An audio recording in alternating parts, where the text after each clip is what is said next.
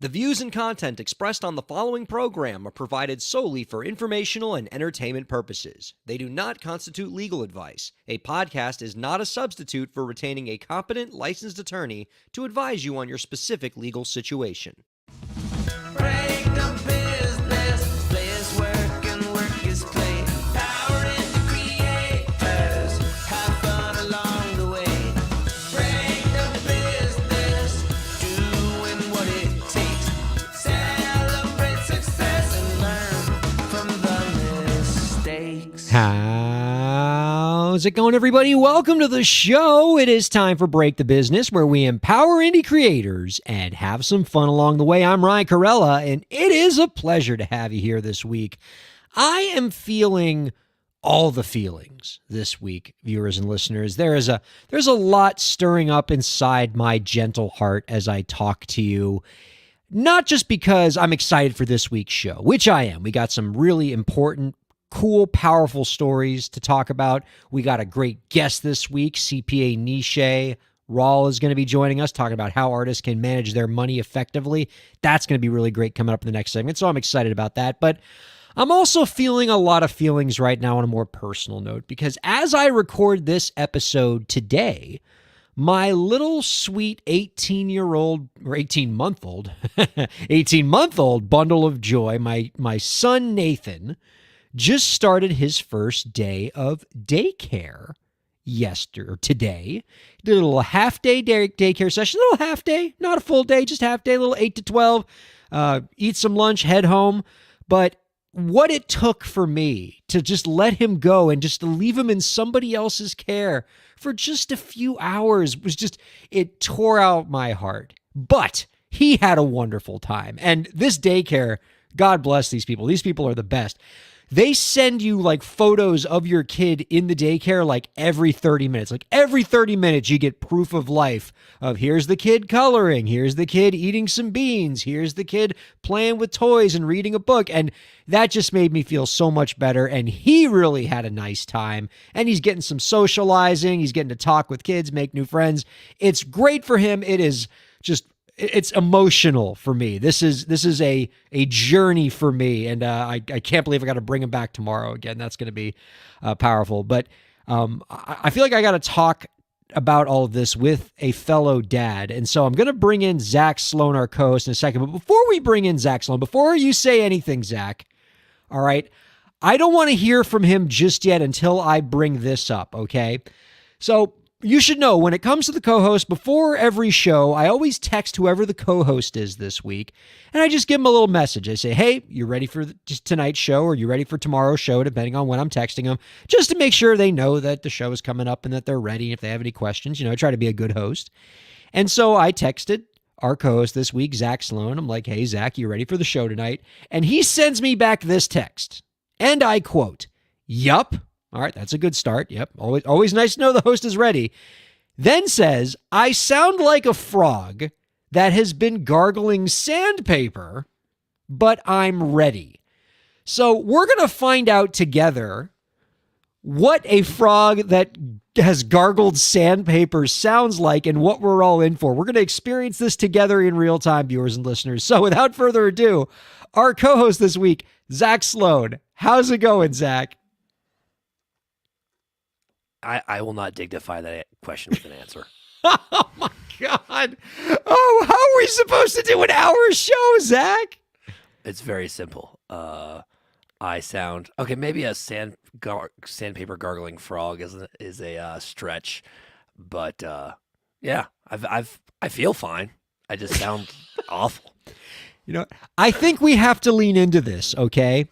Rather than try to fight it, I think you just need to steer into the skid. I think we can create a new character, because you know who you sound like is like, if I'm making like an old-timey talent agent character from like the 1960s, like just, a little bit more like in your voice, and you're that, I'm going to make you a star, kid. And I think we could create this character. Let me just tell you, I've been in the business a long time, and I've never seen someone who's as mediocre as you. And we're going to take your mediocrity, and we're going to take you all the way to passable. You have my word. Kid, we're going to take you all the way to the middle. But I got my guitar amp-sized coffee cup that has hot tea in it, so hopefully I will not fall apart completely. Well, look, I'd rather have Zach Sloan at 50% than anybody else. I am happy to have you here. We got some really good Zach Sloan-y stories to talk about this week. Excited to get your perspective on it as a musician, as a producer. This is going to be really, really exciting. So I want to open the show with two things, though. One, first thing, quick thing. Can you give me any thoughts, any perspective on my first day dropping my kid off at daycare, and like what am I in for? Because I'm sure you've had a similar experience with your little one and like dropping them off daycare, pre-K school, what have you. How do you handle all these emotions that are brewing inside me right now? You know, it was never really that big of a thing for me because I went to work outside of the home, right? And yeah. It was harder on my wife because my wife was the one who actually had to make the drop. It sounds like you made the drop off. Is that right? Yeah. See, I didn't have to my do wife and that. I went together. It was a team effort. Oh, why would you two do that to each other? You got to have one person do the drop because that's the crappy part, and the other person is back for emotional support. No, we both sobbed in the car together. Why would you do that? See that? And was so we where were you no made the good to each mistake. other. Nope, that's it. It passes. As Annette told me, maybe I'm just a bad dad. Annette said it passes. That's all I can say on that one. But, I mean, is there a timetable on the passing? Because I can't like feel this way like for another like few weeks or months. I bet if you do it daily, I bet by Wednesday you'll be cool. Okay, I can almost handle that. All right, so Because that's the kid is gonna have so much fun. Like you told me, you saw these awesome pictures. yeah. You're gonna like once you realize your kid's having a good time, it's like okay, this is all right. He's having a blast. He's really digging it, and he's already making friends, and I love that for him. He's handling this transition a lot better than his dad is. They always Speaking of transition, Zach Sloan, the daycare dropping off stuff, like that's bittersweet, happy highs and lows. I got an announcement to make that is just all highs. Like this is great news for this program. I kind of sort of teased it a little bit last week by saying that we had a big announcement, but I didn't give any more details, and that made a lot of people really mad because like I got emails that were just like, are you shutting down the show? Are you canceling the podcast? Are you only doing it monthly instead of weekly? Like, you don't leave us hanging. All right. Oh no. So is this how I find out I'm fired? I mean, Fires a sick guy. I know I can't fire you now while you're sick. You're sympathetic. I even got an EQ out and put the highs up just for you. And then here's on your Wait, your amplifier mug has EQ settings on it? no, I'm such a guitar nerd. There are guitar pedals at my desk at all times. Oh, okay. Anyway, no, this is unmitigated good news, and good news for even Zach Sloan, who, for the time being, is still gainfully employed by us here at Break the Business. The big announcement is, in the coming weeks, we haven't nailed down the specific day yet, but in the coming weeks, Break the Business will be partnering with the streaming platform Volume.com. This is the music live streaming platform, and we're going to be a partner on that platform. We're going to be a show on there, one of the main shows on the platform, joining like the Andy Frasco show and Emily White, all the big Volume.com programs. And we're going to be one of them. And we're very excited about that. We had a couple meetings with Volume over the past week. They are really excited to have us. They love the idea of a weekly music talk show on Volume.com. They're going to promote the heck out of it. We got a real good partner with Volume. And I'm so excited about what the future holds with this. So I just would like to shout out Volume. My favorite non-Break the Business podcast is on Volume. Shred with Shifty, which is yes, Chris Shiflett. He's on there, and to be part of the Volume family makes me really excited. Not as excited as not getting fired, just to be clear. But it's super cool. Like this is a big deal for BTB. It is, and what makes it exciting is, and look, for the people who are freaking out because you watch us on Twitch or YouTube, we'll still be on those platforms. We're not going exclusive to Volume. So if you like watching us on Twitch, we're staying on Twitch as well. But what Volume gives us, which is really cool, other than like the promotion and the partnership that we're going to have with them, because we're going to do a lot of cool stuff with Volume.com. The wheels have been turning. There's some great stuff in motion that we're going to be able to do with them. But what it gives us is direct access to a community of musicians and music professionals. What's great about Twitch and Facebook is that it's a big community, right? Billions of people on these platforms. But what Volume gives us is a platform that is just musicians and music fans. And those are our people. So we get to go to a place where we know our people are and we can serve them directly and be on a platform that's already got so much great live music happening all the time on it. Venues like The Bitter End are streaming from there regularly. You got a lot of great music talk shows like Shreddin' with Shifty and Andy Frasco's World Saving Podcast.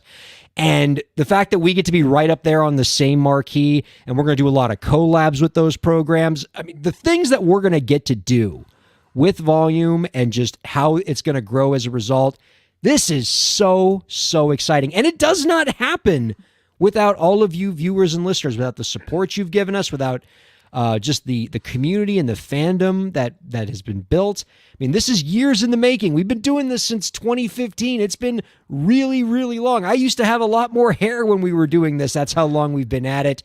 And because of all the support you've given us for so many years, here we are, volume.com. Starting in a few weeks. We're going to have more information about the start date and what it's going to look like and what it's going to mean in terms of, all the different planning and things like that. It's going to be the same time. We're still doing Thursday nights, 9 p.m.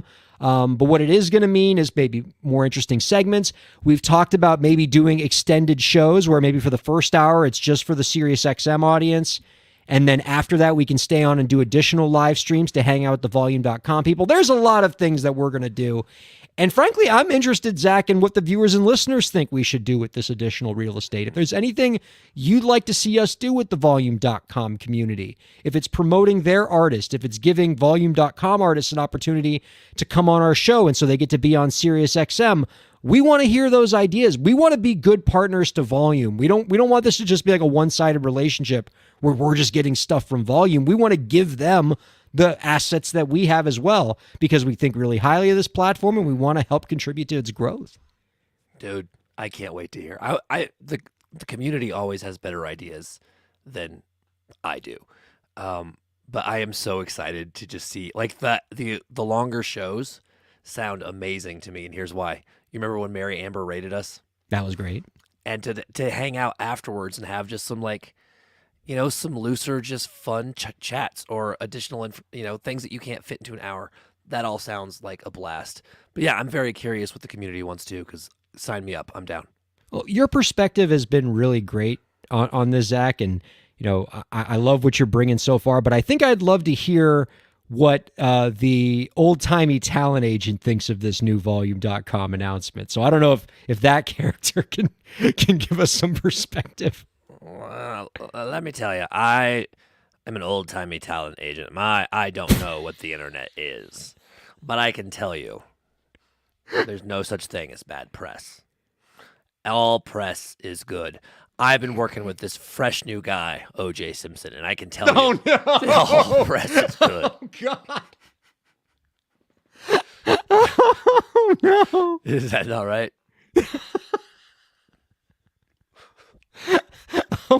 Oh dear, old-timey talent.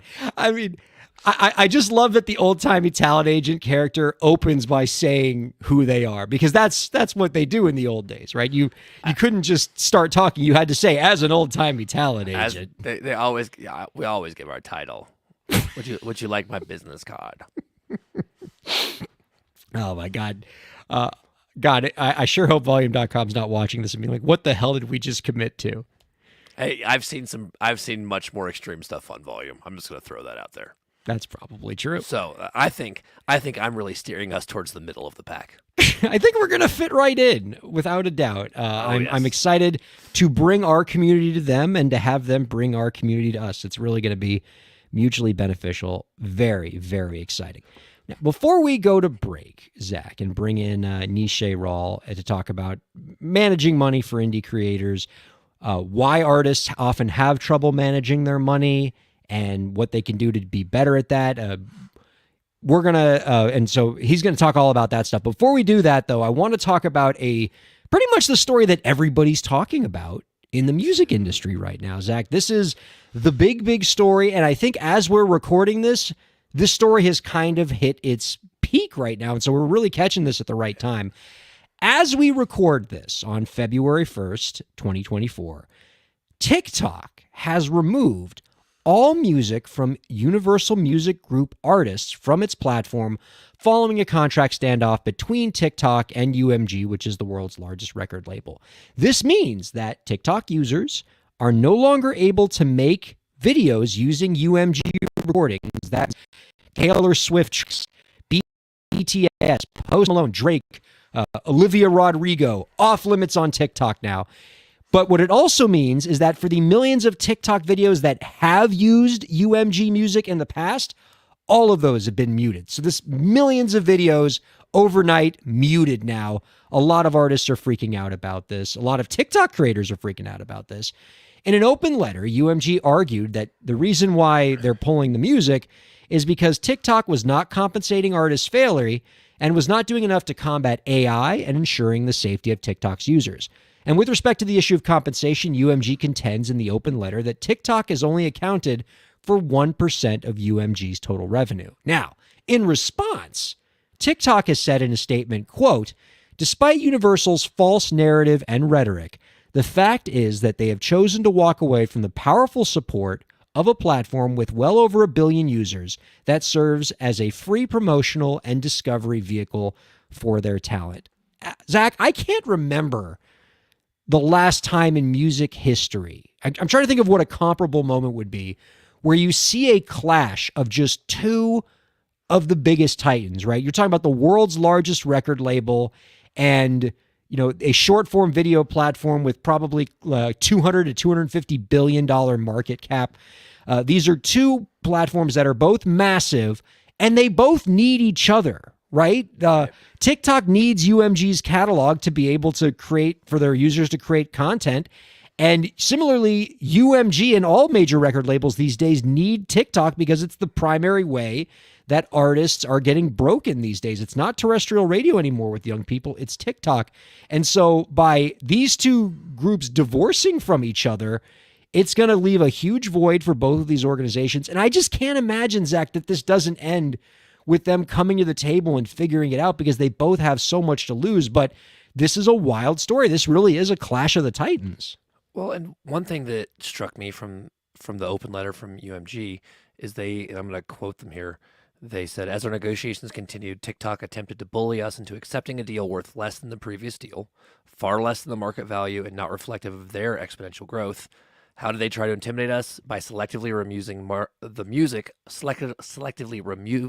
the music of certain of our developing artists while keeping the platform audience for our global stars." And that was the part that worried me, assuming that's true, that TikTok was pulling the smaller artists off because, like you said, isn't this how new artists are breaking? Yeah.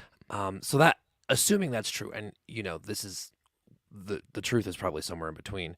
But I cannot think of another time two groups have clashed like this. Have there ever been a time where there are two such big players? Like the music industry has basically consolidated into these two entities.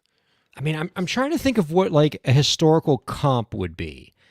I mean, like the last major kind of music industry crisis was probably, if you're talking about maybe like the major labels and Napster, right? Which, is sort of similar, but like, again, Napster, in terms of market share, was an illegal file sharing platform, was not the $200 billion juggernaut that, TikTok was. And Napster, and when, Napster at its height was still not the primary means where artists were getting discovered, right? It was just a way for people to share music. This would be like the equivalent of if, like a major television company, back 20 years ago was like no longer playing music from artists. But again, even that's not comparable because, regular television is not as dependent on major label music as TikTok is. And so like this really is a pretty unique situation. And when I continuing like this clash of titans metaphor, if you look at it as kind of like a Godzilla versus Mothra battle in downtown Tokyo and they're fighting each other, what do you always see in those scenes, right? The town, like the people of Tokyo, like running in a panic, and ultimately they're the collateral damage in the fight of these two monsters. And I think we have those people running in Tokyo. They are the UMG artists who are actually, who are the real ones suffering here, because they're the ones caught in the middle. Like, there are lots of UMG artists who owe credit TikTok with the success that they've had and are very active on the platform, have grown a lot because of their TikTok followings. And they've all woken up this morning and all their music's gone. And so on their own profiles, 70, 80, 90% of their videos are now muted because their videos feature their own music. They're not able to use their own music in their TikTok videos anymore because it belongs to the label. And to me, the most famous example of this exact problem hurting a UMG artist is the artist Noah Khan, who I'm sure you have come across his music before. Yes. It's all over TikTok. Everybody has heard the song Stick Season at this point, and we all know who he is because of TikTok. TikTok made Noah Khan a star, and he woke up, but he's also a UMG artist, so he woke up this morning, all of his music muted. He's freaking out. Lauren, can you pull up the video of Noah talking on TikTok about what happened to his music? So like you, I've read the news about the UMG catalog being taken off TikTok. So my songs aren't going to be on there anymore. I won't be able to promote my music on TikTok anymore. But luckily, I'm not a TikTok artist, right? Anyways, you're going to have to pre-save forever now if you want to listen to it, because I can't stick it down your throats anymore on this app. So pre-save forever. I'm still releasing it, still coming out. And, I'll probably be okay, right? I'll land on my feet, right? Right? Oh my gosh. So this happened to him right when he's on the precipice of a new release. Like, he's got a new song coming out. He's ready to promote the hell out of it on TikTok, and then boom, his catalog disappears off the platform because he happens to be an artist on a label that is not working with TikTok anymore. Oh my gosh. Yeah. What a horrifying situation for him. It is horrifying, but I feel for the guy. I feel for all these artists. But at the same time, when I started listening to the show 2015, 2016, I remember you talking about never allow your eggs to all be in one basket. And I think that's something that independent artists can sort of take from this, is that use TikTok, use those places, but make sure you're diversified enough that if something like this happens, because I can think of a thing called, what was it, Vine, right? That one day just is gone, and Vine artists were just out of luck. And so I certainly hope that this doesn't happen to the TikTok artists out there, but TikTok could have done this at any time with no notice too, right?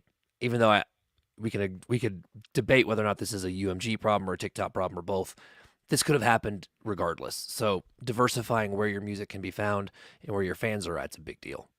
Well, I think what's pretty clear from this situation, Zach, is that the label and the artist's interests, like the UMG label and the UMG artists, do not have aligned interests here. Like, no. At first blush, you would think, oh, yeah, well, UMG's fighting for its artists. The more money that UMG can get from TikTok, the more money that ends up in artist's pocket. Except if you've been listening to this podcast for any amount of time, you know that artists don't make any money from their label deals from recordings. Best case scenario, if you're signed to a major label, you're hoping that that label can make you famous enough that people will go and pay to watch you live. Perform live. But unless you're Taylor Swift or somebody like that, you're not going to actually make any money from your recordings. So if UMG gets a little bit of extra money from TikTok from this deal to license the recordings onto TikTok, that money is largely not going to make it into Noah Khan's pocket.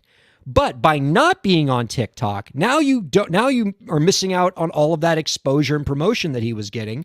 And so that's going to ultimately hurt his ability to sell concert tickets, to sell merchandise, and to network and collaborate with other artists. Like his interests and UMG's interests are not aligned.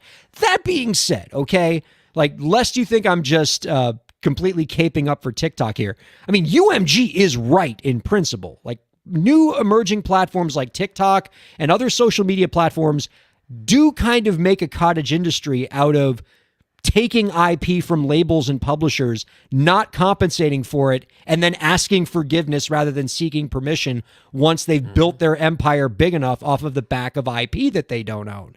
And so like UMG is right, but UMG is also like the worst messenger for this because, UMG is putting out a letter where they're essentially saying, hey, you're not allowed to underpay our artists. That's our my job. So, they're not the most sympathetic defendant here. Listen, Gotham can only have one Joker, and it's us. That's right. You're stealing our bit, TikTok. If you want to be Penguin, go ahead, but you can't be Joker. Yeah, that's the thing, right? Is like when I read UMG's letter, I was like, man, I think I agree with him. And then I was like, man, did the devil just convince me he doesn't exist? I don't know. Are they all the devil? I don't know. And make no mistake, this will end with these two people coming back together again. Yes. Like if you are on TikTok right now and you're freaking out because you've lost your ability to make Taylor Swift videos, or you're mad because you have a bunch of Olivia Rodrigo videos, like I'm sure Zach Sloan's TikTok account is just filled with Olivia Rodrigo songs that are in his videos, and they've all been muted. But don't worry about Zach, or don't worry about Taylor Swift, because I guarantee you these two groups are going to figure it out. TikTok and UMG are going to hammer some kind of deal out because it's just too valuable not to. These two organizations need each other way too much. And I think at some point, like, Taylor Swift is going to like probably knock on like Lucian Grange's door over at UMG and be like, what are you doing? Yeah. Like, I need people to make TikToks out of my music. I got the Super Bowl coming up. I need a bunch of TikTok videos made of me kissing Travis Kelce at the 50-yard line when he wins the Super Bowl, and my music's playing in the background of those TikTok videos, and I can't do that if all my videos are muted, so figure it out, UMG. Man, I think once again, Break the Business has come full circle. We need Taylor on the case. This is, God, why do we always make Taylor Swift solve all the problems, all right? This isn't Why fair are we to the her. Robin to Taylor Swift's Batman? This is ridiculous. This is always how it is. Like, Apple Music doesn't pay artists during its free trial period. Who has to fix the problem? Taylor Swift. Like this, UMG and TikTok are feuding and they're not hammering out a licensing deal. And like friggin' Taylor Swift is going to have to come out here like a neutral party Switzerland and bring these two groups together to break bread. I mean, we can't just keep counting on her to save the music industry every freaking time. All right. She's already trying to support her boyfriend who's trying to win the Super Bowl. She's freaking in Asia right now trying to play a concert. Do you see what have you read about what she has to do to see Travis Kelce in the Super Bowl? Yes, and you want to hear my dirty little secret, Ryan? Yeah. I don't care. You don't care? I don't It care. is all I care about. Dude, How like, could if you she- not be amazed by the fact that she is like going to play a concert in Japan on the same day as the Super Bowl, but she'll still get back in time for the Super Bowl because she's going to travel over the international date line and land in Las Vegas before she left Tokyo. Like, that's amazing to me. And she's going to do it all for Travis Kelce so she can support her man in the big game. Listen, I think now that you've brought time travel into it, I'm a little bit more interested. But like, I'm gonna watch the Super Bowl. Like, and don't get me wrong, you go into my back catalog on BTB. I love Taylor Swift. I'm a Taylor Swift stan. I don't care about her in the context of sports. I do think it's hilarious that every time you say that she's trying to support Travis Kelce, I immediately assume you mean financially, and that she's trying to like take care of him because, every time I hear somebody say that she's dating him for the money, I'm like, I don't think you know what she's worth. There could be lots of, what's the word I'm looking for? Like cynical reasons that Taylor Swift might be dating Travis Kelce. Like there might be some aspects of their relationship that are inauthentic, but by no means is Taylor Swift dating him for the money. That's the one thing we can be absolutely sure of. That's the one that cracks me up the most. That's the theory that I was like, you guys have jumped the shark. I don't know what we're talking about anymore. Oh my God, that's hilarious. Well, let's close with this, Zach Sloan. Before we bring in Nishay Rawl, I figured to help out our friend Noah Khan, who is in a really bad place right now because all of his videos got muted. I feel honestly terrible for him. In light of what you just brought up recently, Zach, about why it's important to kind of diversify your portfolio as an artist, not rely on one platform, I figure we should ask the AI overlord how Noah Khan can pivot right now amid everything that's going on with TikTok. And so we asked ChatGPT to give Noah Khan some advice on what he can do now that TikTok has pulled his catalog on this week's AI Overlord Tip of the Week.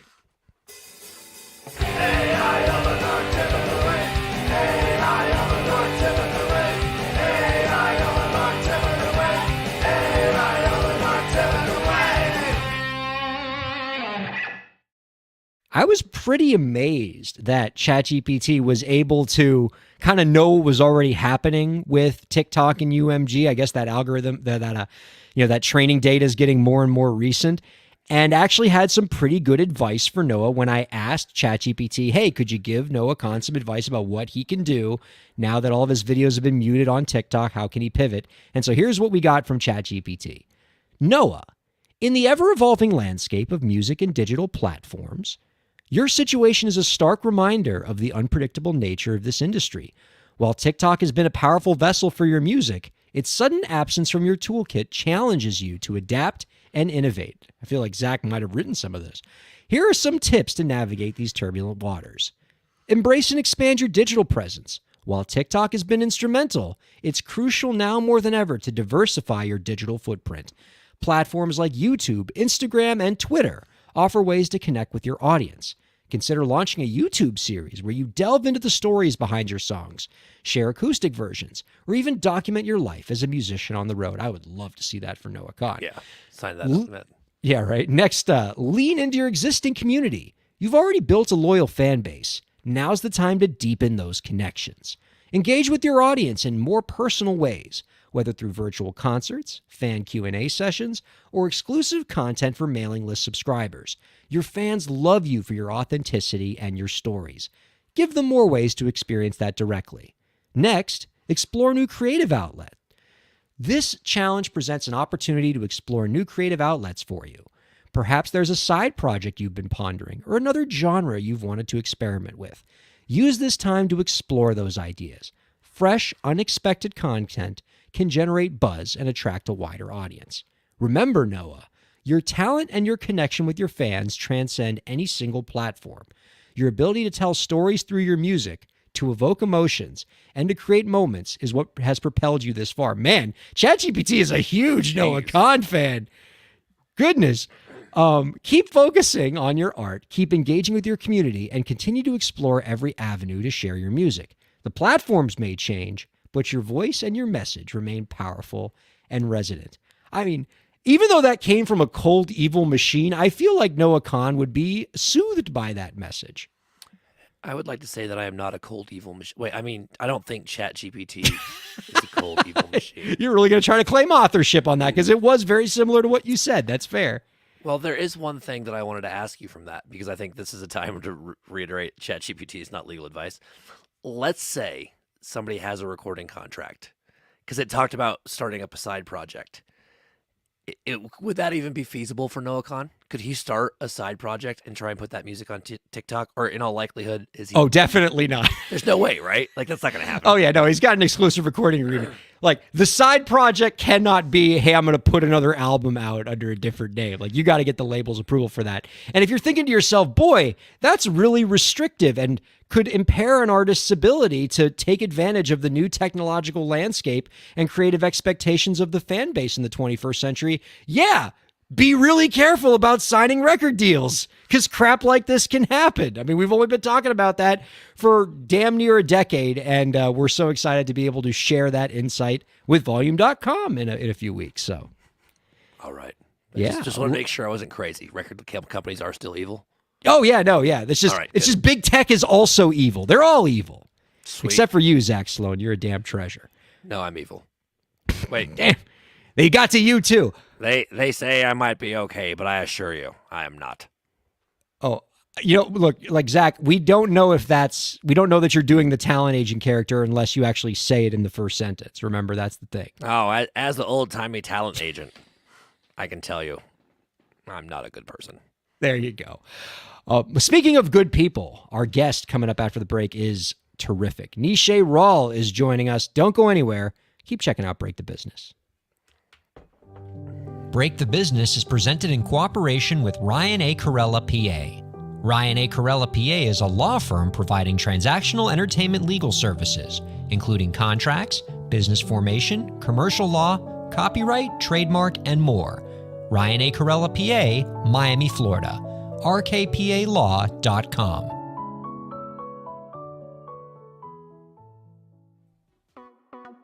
Streaming services for Break the Business provided by LEK Entertainment. LEK Entertainment is a full-service entertainment company offering everything from consultations to full-scale events and productions, including audio and video productions, voiceovers, staged theatrical productions, script and music development, and streaming services. For more information, visit lekentertainment.com. LEK Entertainment wants to help you bring your story to life.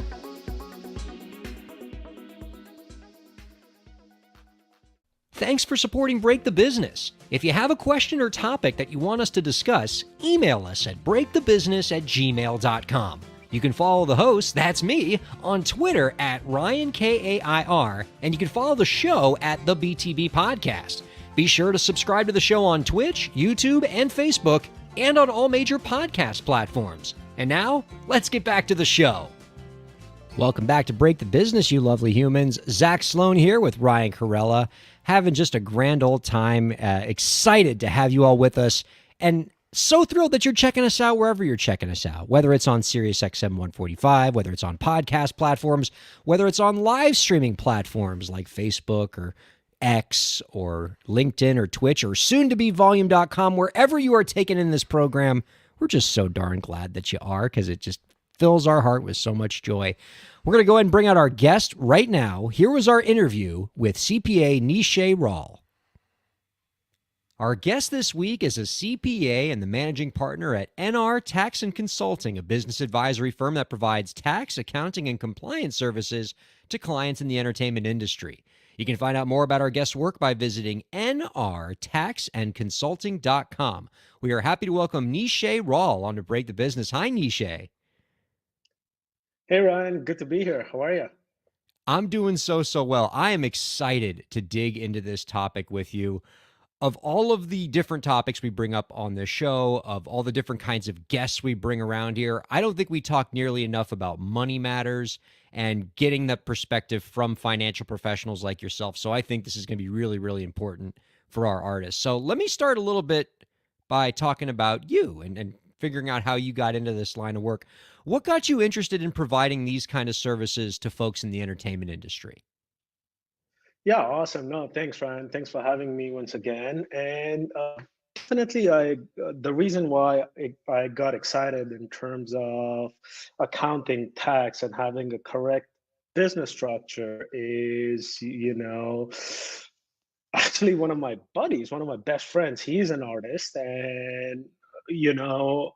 You know of him, and we go back probably 10, 15 years, and we started talking about how both of us are going to our respective journeys. I always wanted to become independent accountant, have my own practice, and he always wanted to pursue a career in art, right?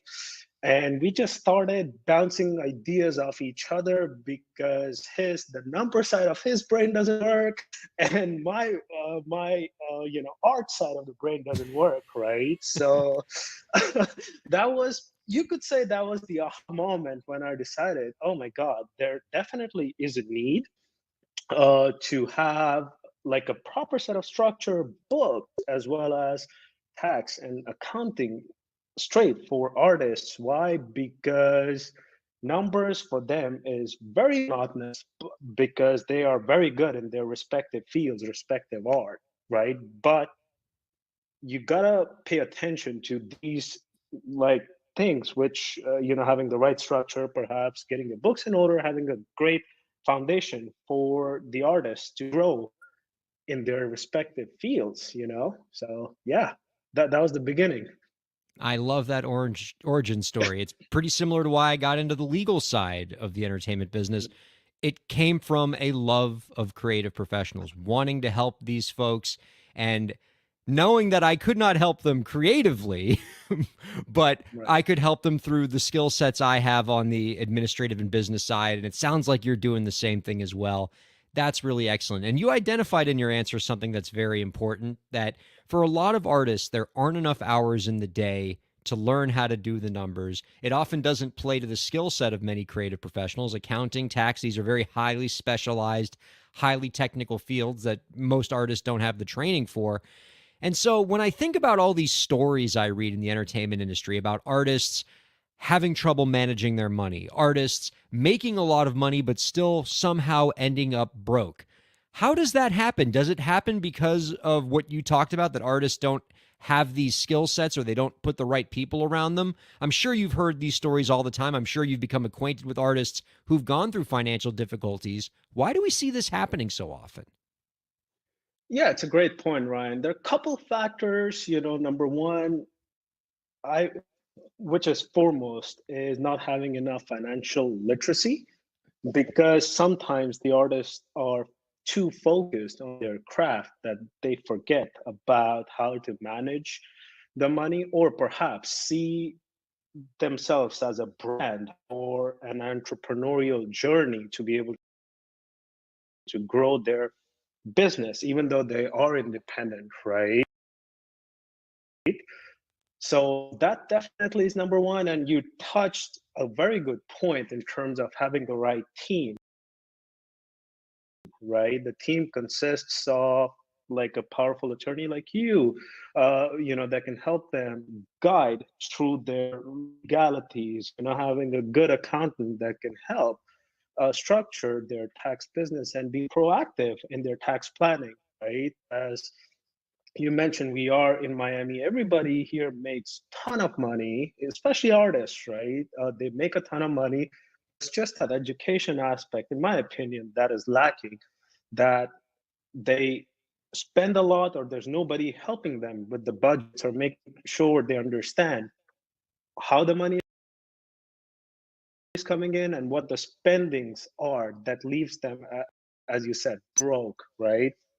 I do imagine a tremendous lavish lifestyle, but at the same time, right, it's very important to have a proper set of budget and to be able to stick with it. So that I feel is the key, in the success of artists. So, what would you say is the biggest money management mistake that you see artists making? Is it a failure of budgeting? Is it sort of living beyond your means as an artist because you think that whatever money you're making right now at the height of your career, you're going to make forever and so you can continue to spend like crazy? A little bit of everything, right? I Hmm. feel like the main would be the root of the problem is not having proper set of books, right? So that I feel like is one of the major things which artists do not have. Most a few of my friends are friends, they just come up to me and I cringe. It's one of my pain points, right? They just come to me at the end of the year, hey, this is what I did, just run the numbers, give me the end product, I'll sign up. But that shouldn't be the case, right? In order Hmm. for you guys to grow, in order for artists to grow, it's very essential to have, number one, proper set of books, which is the benchmark in terms of all these other things which we're talking about: budget, taxes, and retirement, perhaps. So, yeah, I hope that helped, right? Yeah. Now, a lot of artists who are listening to this and are thinking of their own finances and perhaps the relationship that they have with tax professionals, either maybe they don't have a tax professional or accounting professional, or they do have one, but it's the kind of relationship you spoke about where you just kind of call them up sometime between January and April and say, here's all my receipts. What do I pay at tax time? So for the artists who are wondering when is the time right to engage an accounting professional on a more ongoing basis, on a more permanent basis, what would you tell them? When should they start really thinking about I should be hiring somebody like Niche to help me get my books in order? Right. No, it's a great question, Ryan. And definitely the answer depends, right? In terms of what the vision is of the artists. I do have some artists that make about six figures, right? For them, it is not as comprehensive. While as this another artist, which is a good friend of mine, he's making like roughly about seven figures, right? So Hmm. for him, in that particular situation, right, I meet with the person every other month, right, just to make sure we're going over the numbers, going over the spending, going over the retirements, and actually pre-planning shows in advance, right? Because all these shows, both domestically in US as well as internationally, right? I believe he'll be doing shows in Spain, Dubai, etc. So for that, it's very important to have go over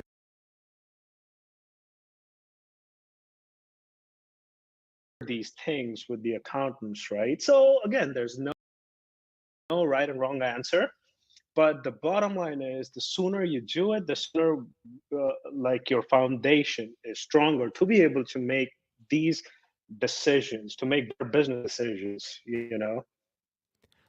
I seem to be gathering that an important best practice for creative professionals when working with their accountants, with their tax professionals, is to be proactive. You don't want your accountant to be somebody that you're just using to be reactive. It's not, here's what I did, give me advice. It's, here's what I'm going to do. Here's what my year looks like. Here's what the next couple months look like. Help me plan accordingly, right? Yeah, no, absolutely. Not only in artist realm, right? In any entrepreneurial journey, it's very important to be proactive rather than being reactive, right? If you are proactive, you know exactly where you are headed to, rather than, oh shoot, like this was my year. Oh my God, like here's my bill. Like what happened? So me personally, I'm a very proactive person who to be ahead of the curve and ahead of personally our peers as well. And that's the type of and that was actually one of the major decisions that I wanted to run my practice, is not just to crunch numbers but being very proactively involved in all our clients to make sure that they're aware of what's going on within their businesses and how can they make better informed business decisions. In your experience, do artists readily sort of work with you? Like they like to be in the room, they like to be in those planning sessions? Or do you get those artists that are like, ooh, numbers are scary. My team's going to be in touch with you, or just tell me what I need. I'm going to go focus on songwriting. I'm sure you get a little bit of everything with clients. How do you help keep them involved? How do you tell them, like, no, don't walk away from this. This stuff's important. Let's engage in a conversation. Yeah, absolutely. You hit the spot right there. Artists, they do not like numbers. Yeah, it's a tough conversation to have, right? But again, I make my sessions very small, like 15, 20 minutes, not more than that. That's good. And just go over a high level overview of things, right? Not necessarily go deeper in the numbers per se, but just a high level overview. Hey, this is the books, this is the profit, let's see what your next 3 months look like, and based on the numbers, okay, sure, let's sign up for this events and so on and so forth, right? That I feel like has been a key so far. It has definitely worked, but again, it's just like hit or miss, right? But ideally, talking numbers, I just do it in 5 minutes, and most likely the other things is just plan their career or their events in the future and making sure we have enough budget for that. I appreciate that. And I'm sure artists love the idea of folks like you keeping the meetings short and sweet so that they don't get overwhelmed. That's a really smart approach. For the artists out there who are appreciating what you're saying and are thinking to themselves, yeah, I need to get somebody like Nishi. I need a business advisory firm. I need somebody to help me with tax, accounting, compliance. Help them find somebody, in the sense of, like, what should they be looking for in their tax representation, in their accounting representation? What are some positive traits that an artist should be looking at when trying to find somebody in this role? Absolutely. No, it's a great question, Ryan. And well, I'd like to spend a few minutes on this, right? It Yeah. all depends, right? No two people, no two artists have the same vision, right? So I say it, I mean, I'm an athlete and I give a lot of sports analogies. So the analogy I would say that we would be the artist's quarterback in terms of whatever their vision is, right? We are there to make it happen. For instance, like some artists, they just prefer to be independent. They just want to do shows within US. It's a different type of conversation than this artist, the other artist that wants to go global, that wants to only do shows in different countries, right? And different time of the year. So that is a different conversation, right?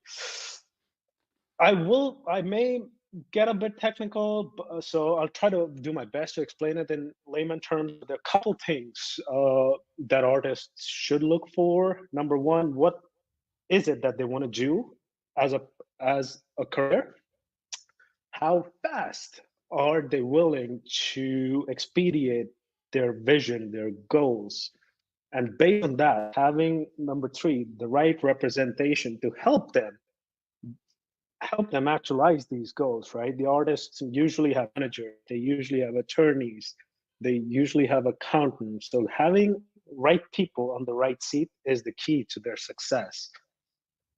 Yeah, and I really appreciate that perspective, and I like the idea of when you're looking for somebody to be the accountant, to be the tax professional, you find somebody that's receptive to your vision, right? I mean, first thing that comes to mind with what you said is find somebody that's nimble and willing to adjust to your vision. Like any person in your role who's trying to provide a one size fits all service, who's trying to who sees every client as the same and is going to treat them the same and is going to assume that they all want the same things. That's not who you want. You want somebody who's Yeah. going to listen to you as an artist about what you're trying to accomplish. Are you trying to do things domestically or globally? What kinds of areas of media are you trying to get into? What does your 5-year plan look like? And so trying to find somebody that's not only qualified to do this and is experienced in the field, that's obviously important. But from what I'm hearing from you, what's equally important is somebody that is willing to tailor their services to your specific vision as a creator. And that sounds like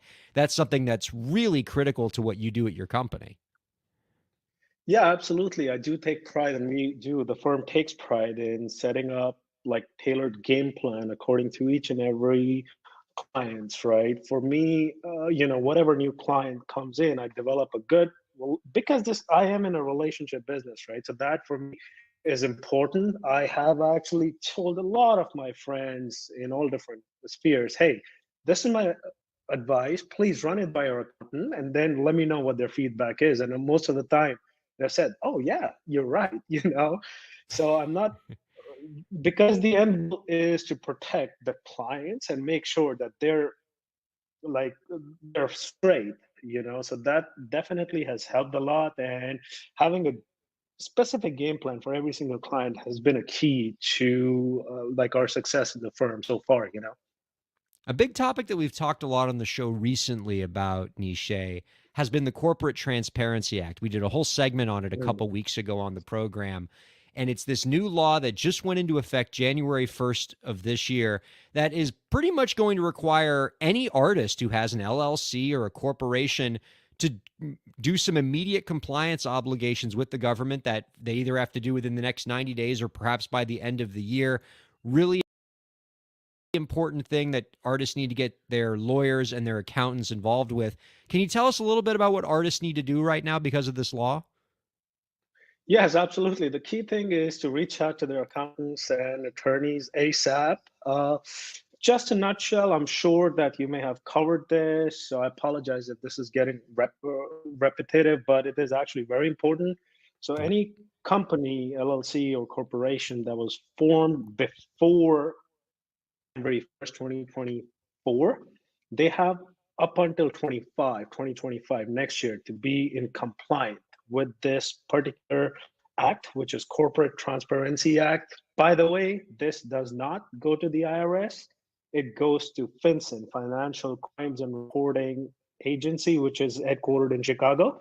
separate body than the IRS. It's basically they're ensuring that anybody's involved in money laundering. That's pretty much it. And any company that is incorporated or established, they have until 90 days to be compliant.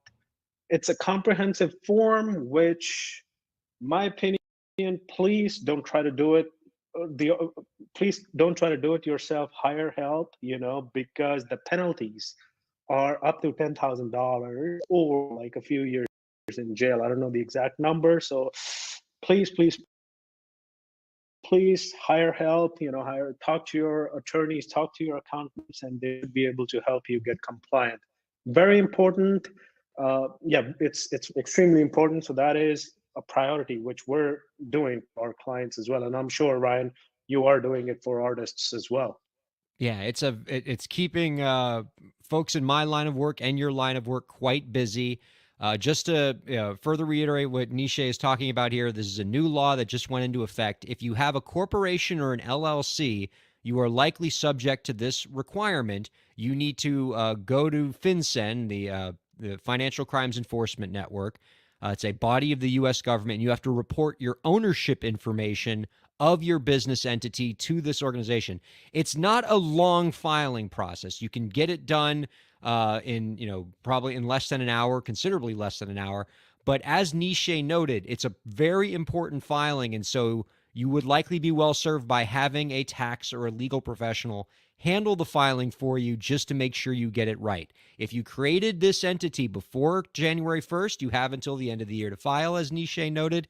If you create an entity this year, you have 90 days to do this filing. It's not a difficult filing, but it's an important filing. So make sure that you do it and get the help that you need, right? Yeah. Absolutely. Yeah. All right. Our guest has been Nishay Rall. He is the principal over at nrtaxandconsulting.com. Be sure to check, or I should say NR Tax and Consulting. You can find out more about his organization by going to nrtaxandconsulting.com. Really appreciate your perspective, Nishay. Really appreciate your advice. Before we let you go, we want to get one more piece of advice from you if we can. Do you have any last tips for the indie creators out there to help them move their careers forward? Yeah, absolutely. No, thanks, Ryan. So getting a couple of things I just want to recap over, getting right help, having the right team is the key, right? Having right managers, right attorneys, right accountants, and setting up a great, I call it roots, of the tree, is Yeah.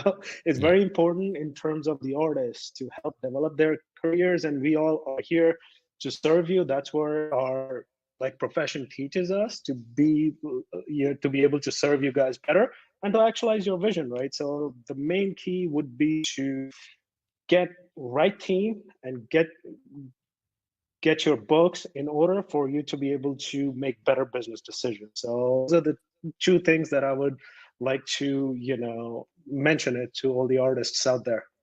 You nailed it. Thank you so much for everything that you do for artists, and thank you very much for your perspective this week. Thanks, Ryan. It's great to be here. Thank you.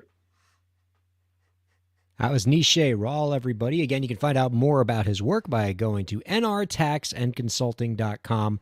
This stuff is so important. I am really heartened, Zach, by the amount of artists that are coming to me now that are starting to realize how important it is to start having people around you that help you manage the financial success once you have it, so that you don't end up like one of these cautionary tales of one of these artists who sells a lot of records or starts packing them in at stadiums but still ends up broke. But even if you're not one of those superstar artists, even if you're just up and coming and just starting to build your business, getting the right financial representation around you can make the difference between making a nice living and struggling throughout your career. And so I'm grateful for Nishay's perspective there. I do want to apologize for the internet issues that we've been going through here.